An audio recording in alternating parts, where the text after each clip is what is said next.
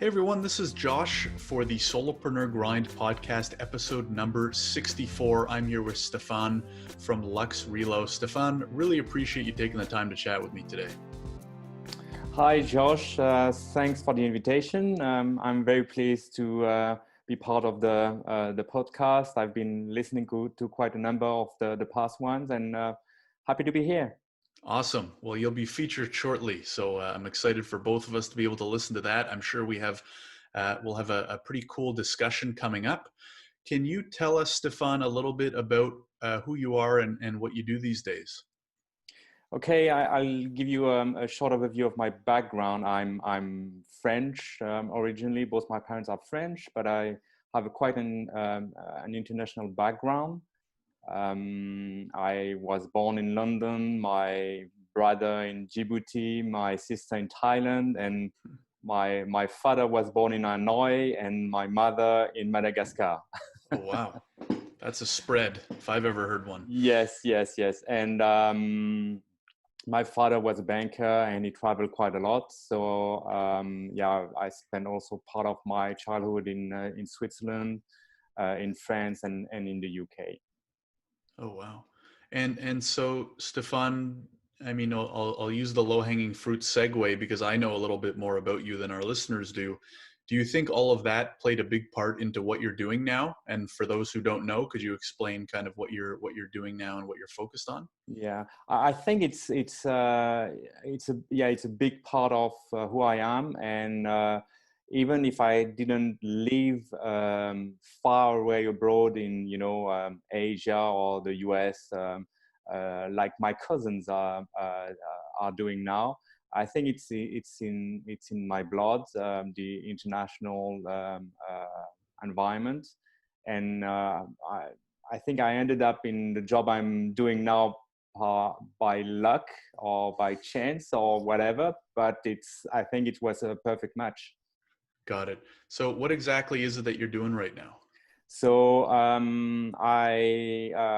have my own relocation and immigration firm since four years. So I'm quite a young entrepreneur in terms of the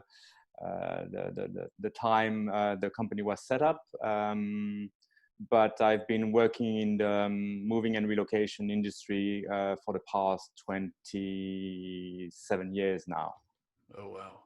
And can you tell us about how it started, kind of how that, I guess, profession or how you initially got introduced to that industry, how it began? Yeah, it began, well, I did my studies in London, and then as I was French, I had to do my military service at that time. It doesn't exist anymore. And I thought that if I had to do my military service, I wanted it to be, interesting, useful. So I decided to join the Alpine Corps. And within the Alpine Corps, I decided that I wanted to go for the what they call the intelligence section. So it's the guys that are in front that are checking on the enemy in the mountains. And I was lucky enough to do the security during the Olympic Games in Albertville in France, the Winter Olympic Games.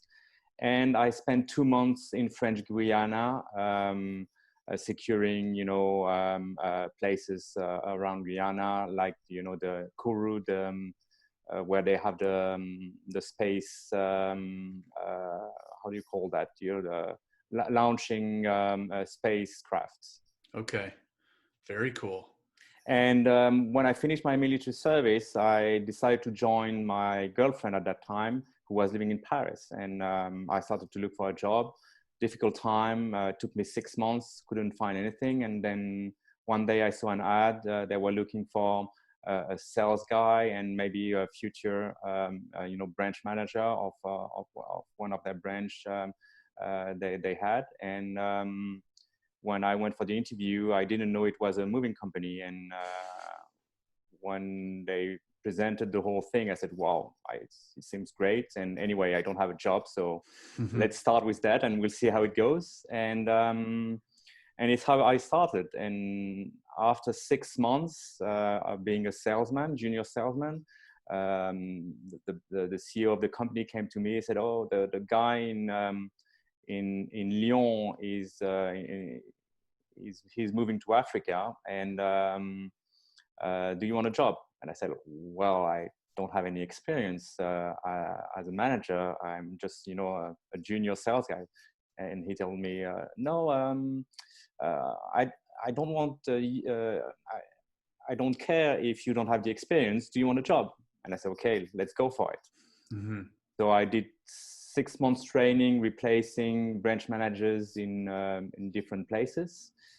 And I started as a young, I was 25 at the time, a young branch manager without any experience. What do you think it was that led him to ask you? Were you, exceeding numbers in terms of sales and stuff like that? I don't really think I was exceeding numbers because, I was just starting, just 6 months in the job. But I was, open-minded, working in an international environment, and always willing to go the extra mile. So maybe it's that, or maybe he didn't have anybody else Right. to offer the job to. I don't know. Right. Okay, so then what happens? What was the change like in terms of those two roles? Like how was that transition? It was huge. It was huge, and it was very difficult for the first year and the first months where I didn't sleep a lot.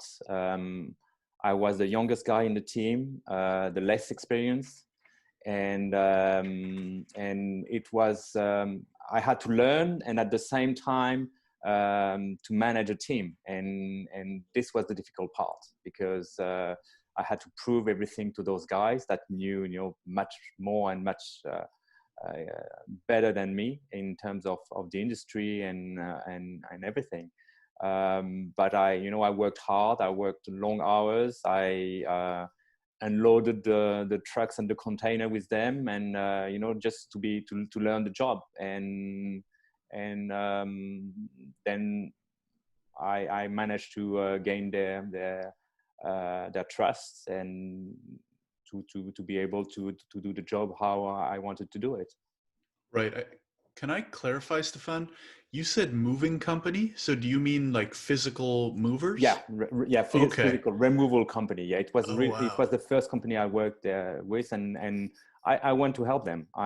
Because I thought I needed to know the job. I needed to understand and to be able, when discussing with them, to be sure that what we were doing and what they were doing was the proper way to do it. Absolutely. Wow. Okay. So then you get that job and you're, I guess, having to kind of start all over again in the sense that it was a new role, right? You have to do new things, management, all that stuff. And so what happened there with that role? Well, at that time we didn't have internet, and I remember when I arrived, we were still using faxes at that time, and cell phones were not existing.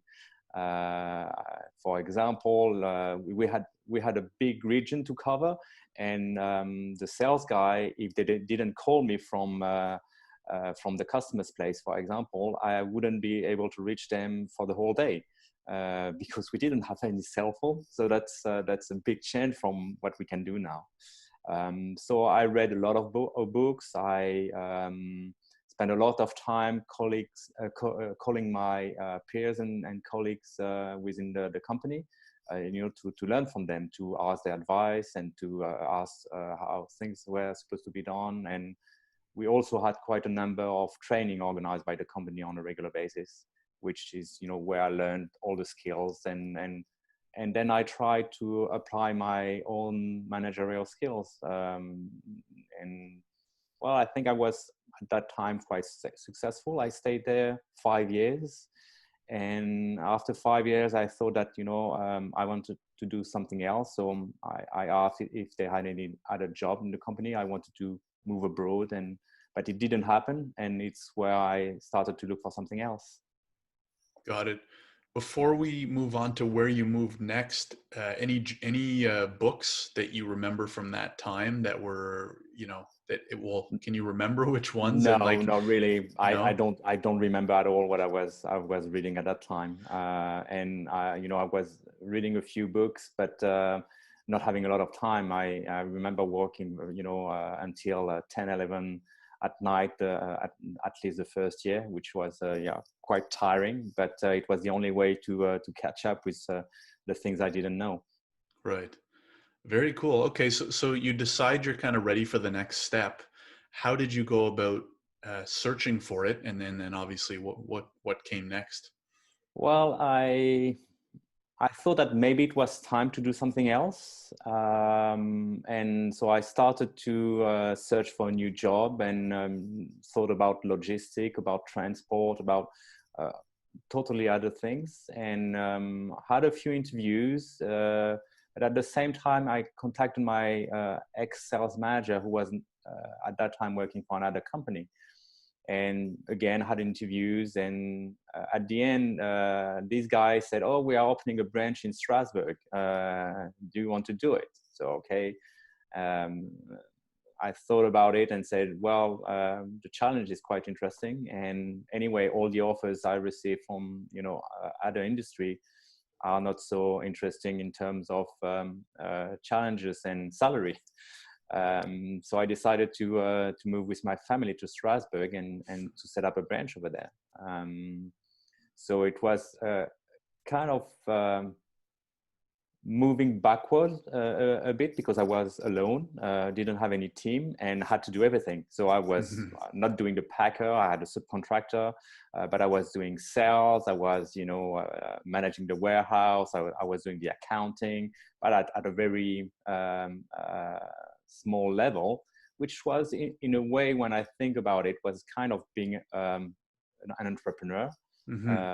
Because it was starting from scratch, even if I knew the industry, but if I was working for a big group, it was by the way, you might know it, it's Allied International. Oh yeah, They yeah, are yeah. big in the US. So so I did that, and stayed there for 1 year and a half, more or less. Yeah, it sounds like a great training ground for any type of business going from there. I'm interested, to Stefan, what was it that led you to what you're doing now? So becoming a kind of immigration and relocation specialist. Obviously, there's a little bit of connection between moving, but it's less physical and obviously Yeah, more yeah, on paper. just to move forward. So after 1 year and a half, I wanted to again do something else, because the challenge wasn't really there anymore.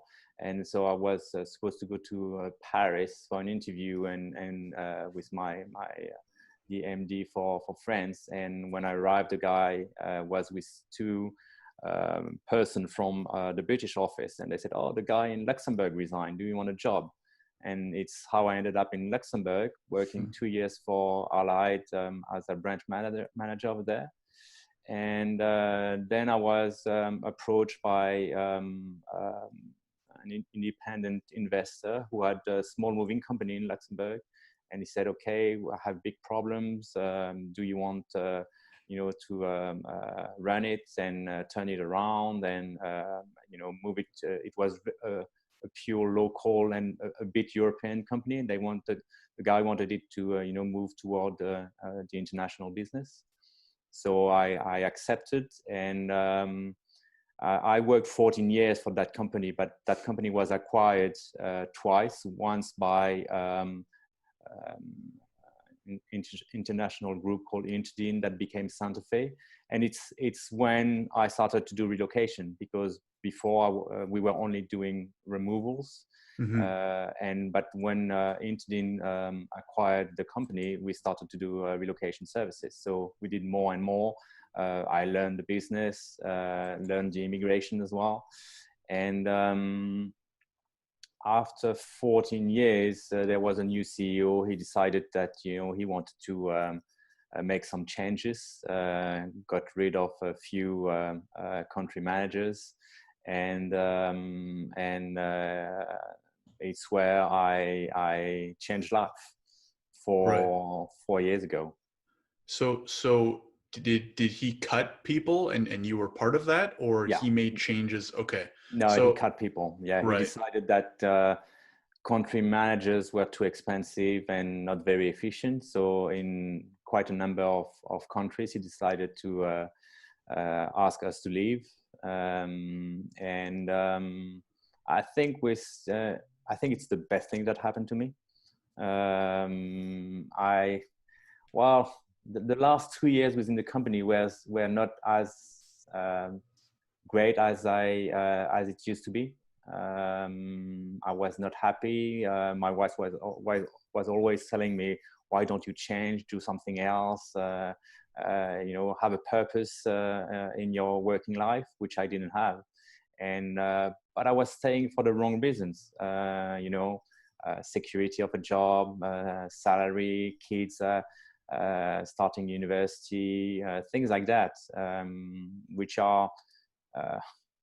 which most of the people use as an excuse to stay in their job, which I can understand because I went through that. Right. Did But you have an itch for entrepreneurship before all of that happened? Or was this no, yeah, I'm interested to know, like, what was the first month or two like after you got laid off? Was it, oh, you know, I'm going to start my own business, or was no, it not at all, not at no? all. So the first thing I did the same day is that I called a transition coach and I said, okay, I've been telling for many years that I only know how to run a moving and relocation a company, and I don't know how to do anything else. Which, you know, I was running a company, so basically I could do something else, but Hmm. in my mind it was very difficult. So I work with a transition coach, which you know, I think it's very useful, and I suggest to people that have, you know, difficulties in their career, or if you know, they are ending up doing the same mistake all the time, having somebody from the outside, you know, not somebody that you know, not somebody that is part of your family, but somebody who will push you out of your comfort zone, someone who will ask tough questions on you, and it's what I did.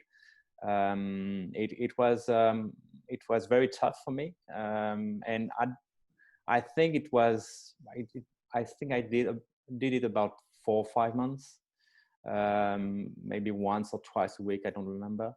Hmm. And I really didn't know what I wanted to do, so did my CV, sent a few, you know, CVs to job postings and so on. Didn't get any luck.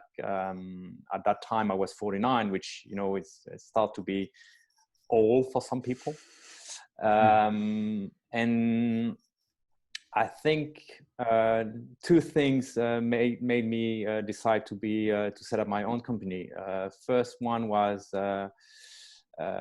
when I left my previous company, one of our customer told us, "Well, why don't you set up your own company and we'll work with you?" And I was more, no way. I mean, why?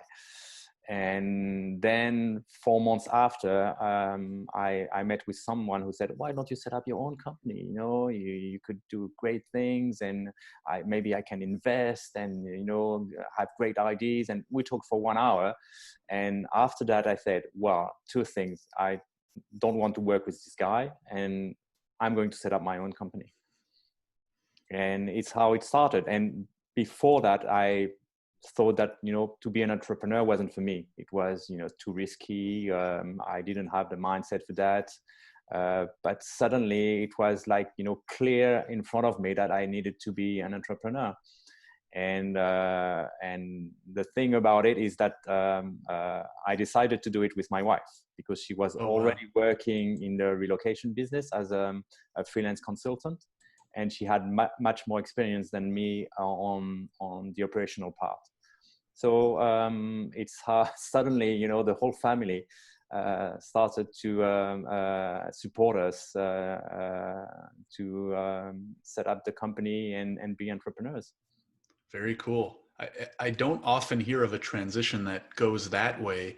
I would say actually most is kind of people have, you know, an idea or they are itching to go out on your own. And so I think yours is a little unique in the sense that it definitely wasn't your first thought, but it's definitely a clear sign when you have other people saying you should start your own company. I will be your client. That's obviously a good sign.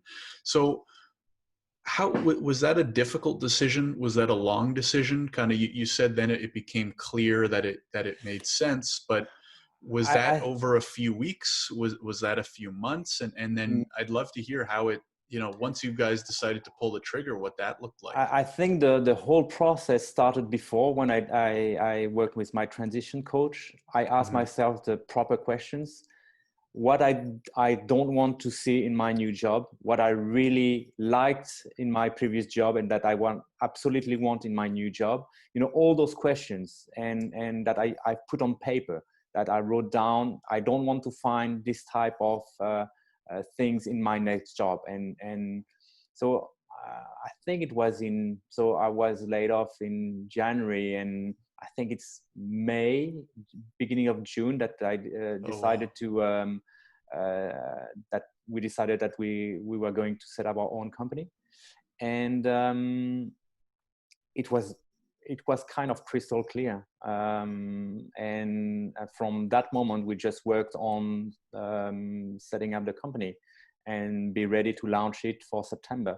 So the whole summer we worked on, the name, the logo, registering the company, which is a bit more difficult in Europe than in the US. What was interesting is that it was also a family work. So, brainstorming with the kids on the logo, on the name and things like that. But I think, from that moment when I came back home and told my wife we need to set up our own company, it was pretty clear that it's what we were going to do. Got it. And then, so what do you recommend people do in terms of planning? Because I think a really important aspect of starting your own business is determining what you need to kind of do before you launch, right? And you said it sounds like you spent about a summer getting everything ready, branding, website, et cetera, et cetera. How important do you think that was? And then I'd love to hear about like the first few months after September, how that went. So the planning is important. But also, I mean, for me, in my case, when you start being an entrepreneur, very often it's difficult because you launch a new product, you've never run a company before, and you go in a market or a city or a country where you've never worked before. In our case, we started in Luxembourg. I worked 20 years in Luxembourg. I knew the market, I knew the product, and I was running a company. What I didn't know is to be an entrepreneur. And but for me, it was, I wouldn't say easy, but as I was running a company before, all the legal and technical aspect, I knew them. So it was quite easy to put them in place. But you need to plan, you need to, to set up to-do lists and, follow to-do lists by type of work to do, legal, website and so on. And important thing also is to do, for me, it was or cheap or free. So everything I did was, my only thought were on that. If I can have it for free, I'll take for free. If it's, and then otherwise it needs to be the cheapest as possible to start with. Right. Has your mind's set changed on that regard since? No, I don't. Again, what we can do nowadays with the tools we have on the apps, the internet, you couldn't do it 20 years ago because you didn't have the tools. Mm-hmm. Nowadays, even to register a company, most of the information is online. Most of the process is online. The website, I designed it myself because it's something I like. But of course, if you're not an IT minded, then you need to, subcontract that part to someone that is a specialist in that field.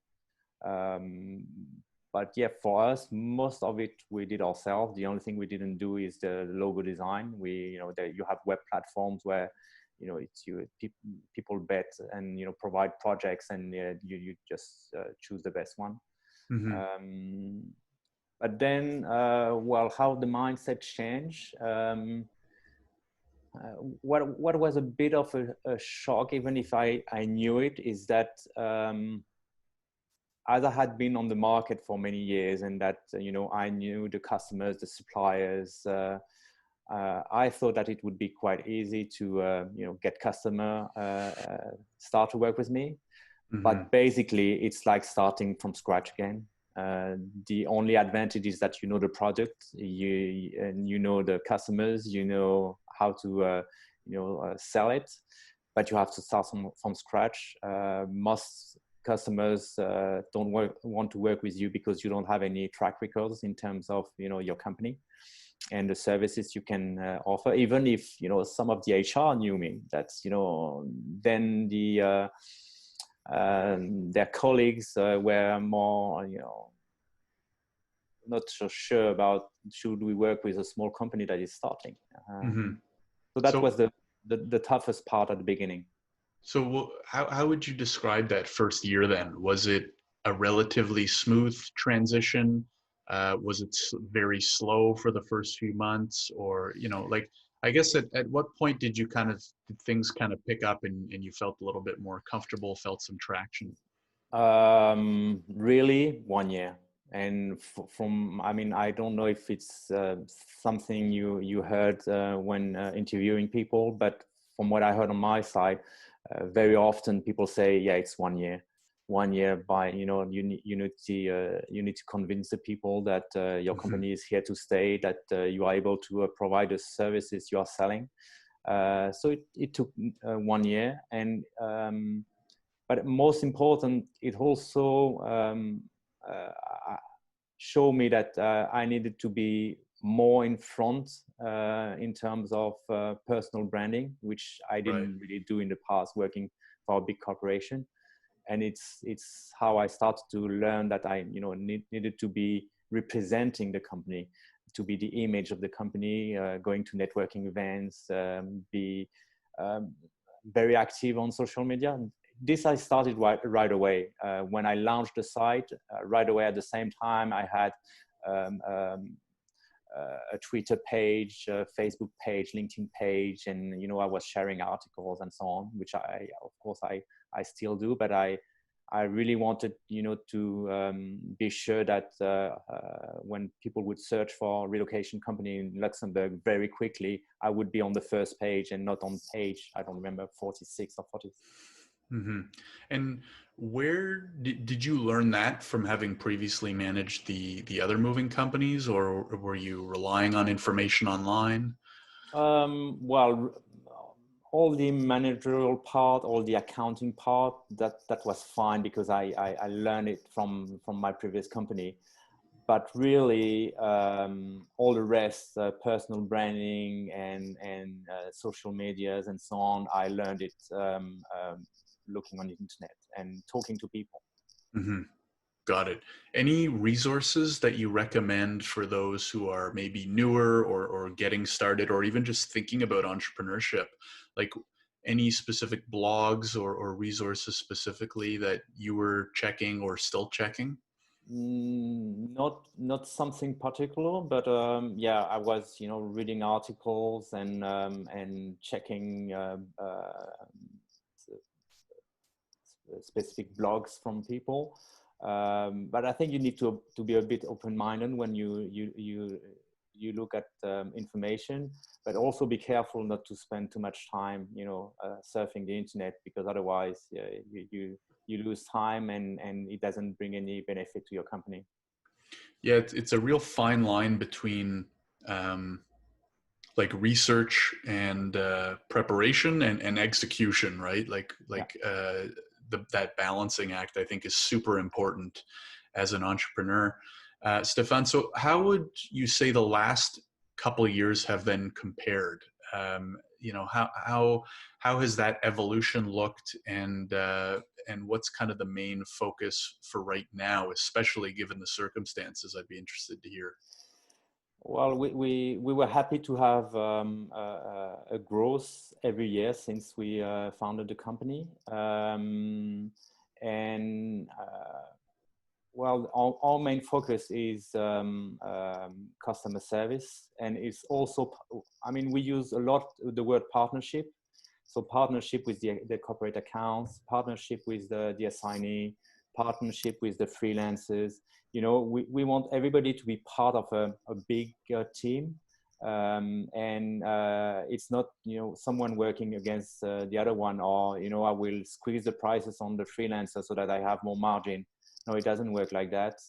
And now I'm able to do that, and I'm able to you know, work the way I want, and to go the extra mile if the customer needs, you know, an extra service, which it's sometimes difficult to do in a big corporation. And Mm-hmm. being flexible and listening to the customers, it's, I think, what makes the big difference.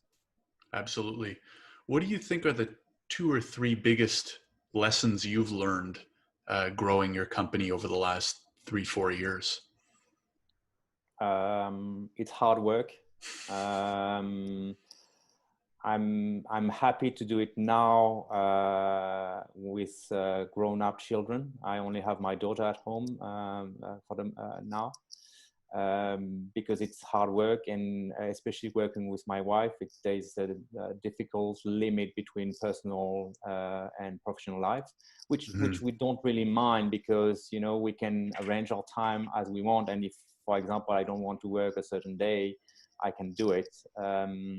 But that's a bit of a challenge if you have young children, because you need to, you know, for example, my wife is more on the operational part, but for me, I'm the sales guy and the networking guy. So some weeks I can spend, you know, 3 or 4 evenings just going to networking events, which is tiring, and you need to be, you know, professional, you need to be lively, you need to do your personal branding, but it can be tough, and sometimes you have months that are not as good as the others, and it can be a bit depressing.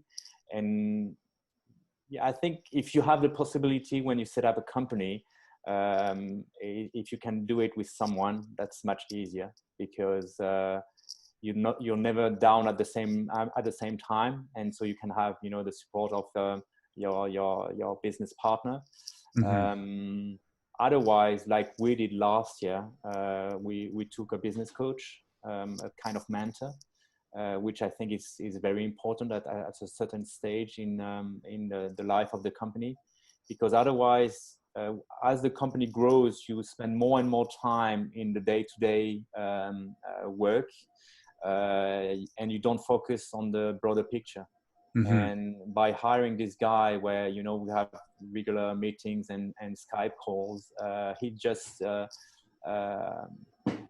take us backwards so that we look at the broader picture.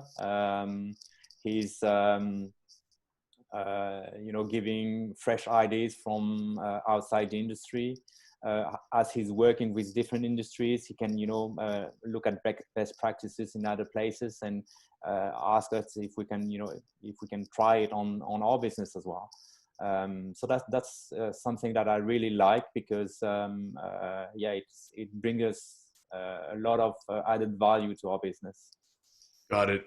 Yeah, I totally agree. I had one of my own in my second year, and especially because I was working primarily alone, it's so helpful to have that fresh perspective. Stéphane, just last question or two. What's it like in Luxembourg? And can you give us like a super high level primer on what it would be like to visit? So Luxembourg is very small. You only have 600,000 Oh, wow. inhabitants.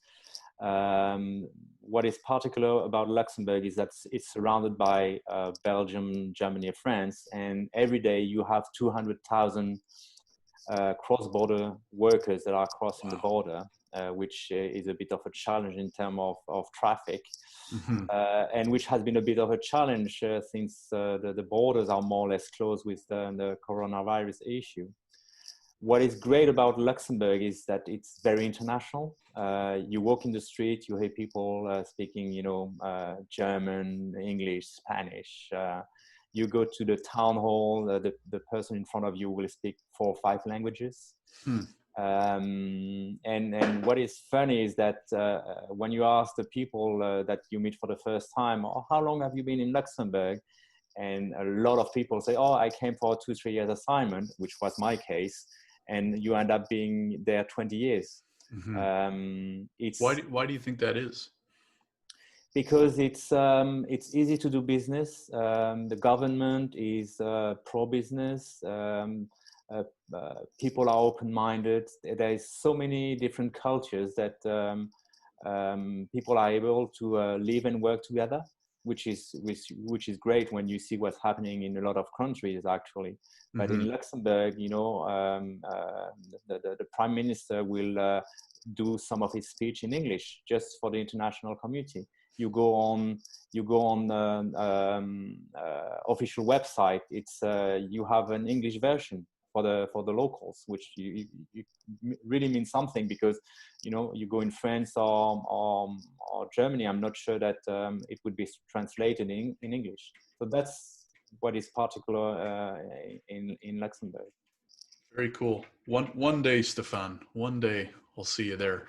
Um, With pleasure. awesome. Yeah. No. So, Stefan, last question is: do you have like one or two comments you would leave with people who are thinking about getting started on their own? Right? Maybe they're in a 9 to 5 that they're not enjoying, or they're going through tough times now, especially because of COVID and Yeah. the given circumstances. What's one or two pieces of advice you would want to leave the listeners with? Get out of your comfort zone. That's the first. And it's not easy. I went through that, and I didn't want to do it. But if you are not able to do it by yourself, ask a transition coach or someone to kick your ass out. Mm-hmm. I would also really encourage people to develop their personal branding through LinkedIn, through uh, going to networking event, doing podcasts like you're doing, and try to work with like-minded people. It's much easier, and also focus on what you're good at. When I was saying, I developed my own website. If you're not good at it, just let somebody else that is much better than you do it. Or if you're Mm-hmm. good at sales but not doing great at accounting, then hire the best accountant and let him do the figures, and make sure that you don't lose any money on your taxes. And also read a lot, which I wasn't really doing in the past. So I read more and more business books Mm-hmm. to have information from people that can give great advice on the path of an entrepreneur. Awesome. I asked for one or two. You gave us 5 or 6 there. So we got some bonuses for the listeners. Stefan, really appreciate you coming on, sharing your story. The insights are super valuable. If people do want to hear more about your company or yourself, where do you recommend that they take a look? The easiest is go on LinkedIn. They will have all my details, company details as well, and I'm quite active on LinkedIn, posting on a regular basis. So please feel free to connect if you need any information or advice. Awesome. And I can vouch for it because that's actually how we met, right? Was through a LinkedIn group. So highly recommend you reach out. We will have a link to Stefan's profile and probably the website too in the description, no matter where you're listening this to. Stefan, thanks again for coming on. Really appreciate it. Thanks, Josh. It was really an interesting interview. Like I told you, I think when you asked me, it was a new exercise for me. So getting out of my comfort zone. That's it. You practice what you preach. That's great to hear. All right, Stefan, really Thanks. appreciate it.